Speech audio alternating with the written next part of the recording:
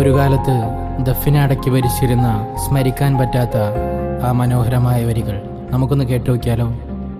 നീതിധർമ്മം പരിപാലിക്കാൻ നീ അയക്കുന്നു, അല്ലാ നിന്റെ ഇഷ്ട ദാസരെ മണ്ണിൽ സമ്മാനിക്കുന്നു. നിൻ തിരുമുൻപിൽ കൈകളുയർത്തി കേണിടുന്നല്ലാ, നിന്റെ പിരിശ പൂങ്കാവനമിൽ ചേർത്തിടാനല്ലാ.